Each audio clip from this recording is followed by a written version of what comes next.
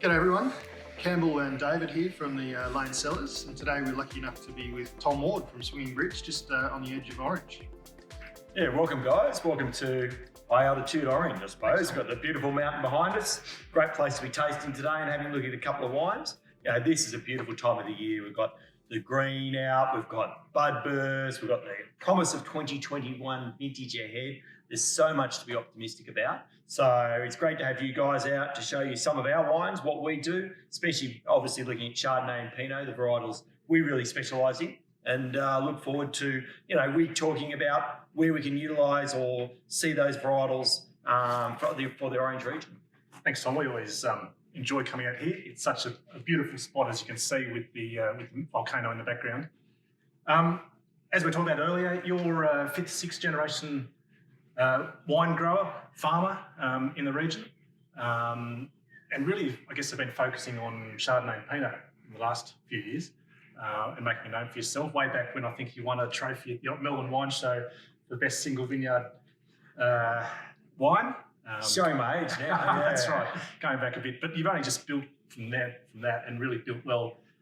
And as we're talking about today with Pinot Noir and Chardonnay, I guess, what can you tell us about why Swinging Bridge is different?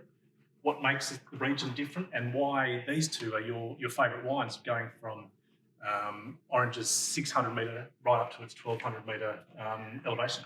Yeah, look, Orange is all about altitude, and the wines we specialise in, Cool Climate Chardonnay and Pinot, are really utilising that higher elevation. So our Chardonnay comes from 7 different batches, vineyards that are around 900 metres, and we are pushing up higher, and our Pinot even comes up even higher. So looking at those higher altitude, the higher you go up, the cooler it's going to be. And that's something that I think in Orange, you get this beautiful natural acid, and we're looking for these beautiful ripe fruit flavours. And that's something here at Swinging Bridge that we really try and chase and make sure our wines are fresh, vibrant, but they also age and last. And that's something we've had fantastic feedback about.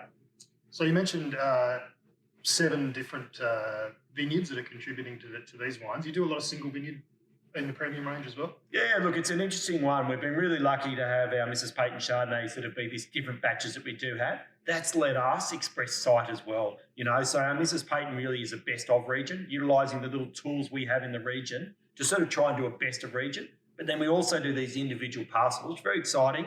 It's very exciting for winemakers like me, because we like to see our little parcels and we can push those through. But to be bottling them and keeping them back for a couple of years, and that's, to me, the great strength for Orange has going forward, is these little batches and exploring this great region with all these little nuances we have. So it's a really great area.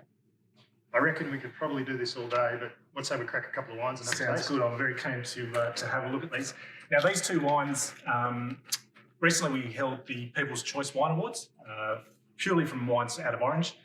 And lo and behold, out of the Chardonnay category and the Pinot Noir, Tom's wines were the winners. So the People's Choice, not wine judges, not experts, just consumers. So I guess what makes this a consumer-friendly wine? And I guess before that, who is Mrs. Peyton and who is MAW? Tell us about those guys. Yeah, look, we're extremely stoked to do well in that. I mean, it's always great to tell everyone, about your wines, but to have other people vote and showcase that is a pretty amazing thing. So it's something that, you guys have really led with connecting to the public, but that they've come back and give us that opinion is an amazing thing. Yeah, Mrs. Peyton Chardonnay, it's named after my grandmother. For her 90th birthday, we released this wine. So a very special wine to us. She passed away in 2018. She was our biggest consumer of Chardonnay.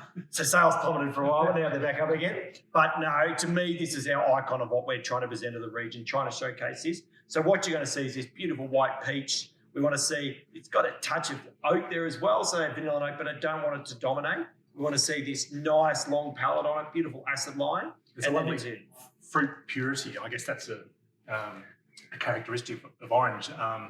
And this lovely natural acidity, but there's that fleshiness all around it. It's very Moorish, isn't it?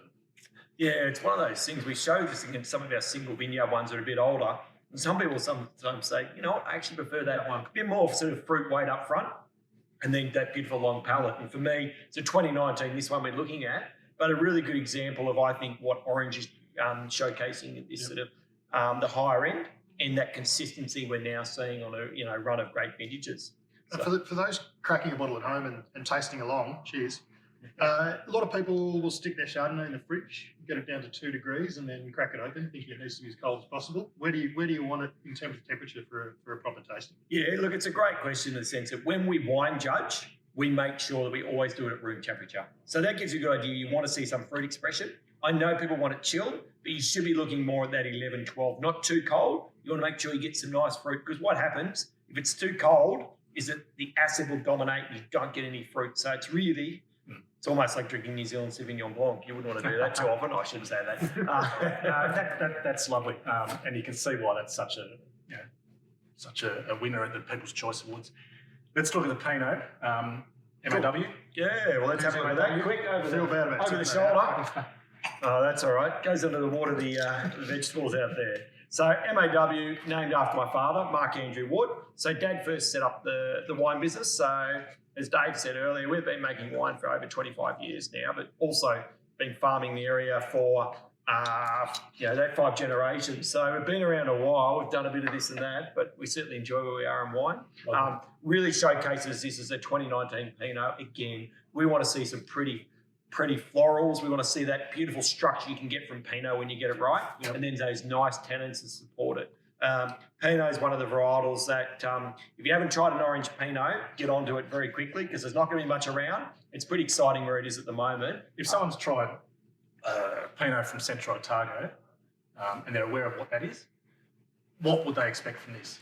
Yeah, look, orange is what I would say when we say it's more, we call feminine, so very pretty, very perfumed. Those are Targo ones, so a bit more structural. They're actually Bigger wine. riper. We actually generally pick ours a little bit earlier. So I would say to people, I think a lot more Yarra Valley when you're looking at what orange is compared to, that sort of style, and even some of the Tassie ones as well. So to me, this is a great example of what we can do with orange Pinot Noir. No, I mean, from working in the shop, we get a lot of people looking at Tassie wines in Adelaide Hills and Yarra, and orange slots in beautifully there as a real competitor to those sort of regions. Yeah, I always said when orange Pinot's going gangbusters, orange is going to be going strong, and I can tell you now, orange Pinot is going gangbusters. Are you planting more vineyard? Yeah, absolutely. Pinot, if Pinot is the hardest to get fruit at the moment in orange, and we've all put a lot of work into new clones and getting these varietals going. So it's pretty exciting Pretty one to special try. wine, so well done. Yeah. Cheers. Thanks, guys. Thanks for coming out. And notoriously difficult to grow, challenging 2020 vintage. So get it while you can. Is that the message? Absolutely. There's limited supply of all wines around, so go hard, go early. Good stuff. Cheers, guys.